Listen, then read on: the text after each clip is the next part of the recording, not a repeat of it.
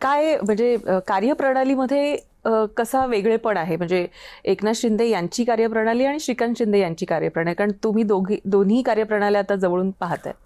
एकनाथ शिंदेजी त्यांच्याकडे आपण एखादा विषय नेला तर नक्कीच त्याच्यावर लवकर ते निर्णय घेतात. अर्थात प्रशासकीय ज्या गोष्टी असतात त्या अभ्यास करूनच त्याच्यावर, परंतु त्यांना एखादा सिरियसनेस त्या गोष्टीचा समजला की मग ते मात्र पटकन आदेश देतात की हे झालं पाहिजे असं म्हणून. आणि श्रीकांत शिंदेजी युवा नेते आहेत, आज ते युवकांचे प्रेरणास्थान आहेत आणि आम्हालाही अभिमान आहे. आज ते हार्वर्डला गेले, तिकडे अभ्यास केला, वेगवेगळ्या लिडरशिप गोल्सवर असेल किंवा क्लायमेट चेंज असेल, सस्टेनेबिलिटी असेल. तर जेव्हा आपलं युवा नेतृत्व असं करतं तेव्हा युवकही त्यांना फॉलो करतात आणि मुख्य म्हणजे पक्षासाठी स्वतः झटतात. दररोज म्हणजे जेव्हा त्यांचा दौरा असतो 700, 800, 900 किलोमीटर प्रवास करणं उन्हामध्ये आणि प्रत्येकाचं ऐकून घेणं. म्हणजे एकनाथजी शिंदे हे ॲडमिनिस्ट्रेशनमध्ये बिझी असतात, त्यामुळे ही जी जबाबदारी आहे ती डॉक्टर श्रीकांत शिंदे घेतात आणि कार्यकर्त्यांना भरपूर वेळ देतात बोलायला.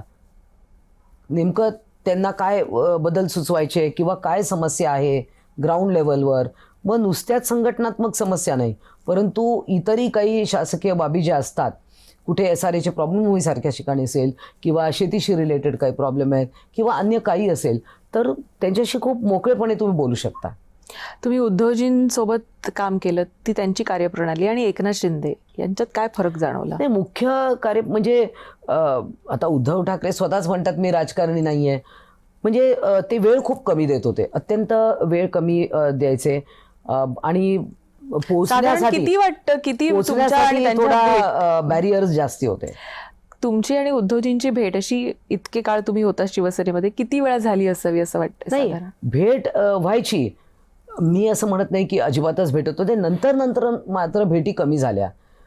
अर्थात कोविड नंतर मग ते आजारी पण होते आणि हे सगळं झाल्यानंतर 1 वर्षभर मी जेव्हा तिथे होते तेव्हा मला खूप वाटत होतं की हे सगळं म्हणजे काँग्रेसबरोबर जाणं वगैरे, परंतु ते त्यांच्याशी बोलणं तितकं नाही जमलं की आपण हे, किंवा आता ज्या नेत्यांनी इतक्या बाळासाहेब ठाकरेंवर गलिच्छ प्रकारे टीका केल्यानंतर परत त्यांच्या अशा लोकांवर आपण काम करायचं, ती अडचणच होती सगळी आणि कन्व्हिन्सिंग नव्हतं. कारण शेवटी कसं असतं की तुम्हाला you have to be convince to do something.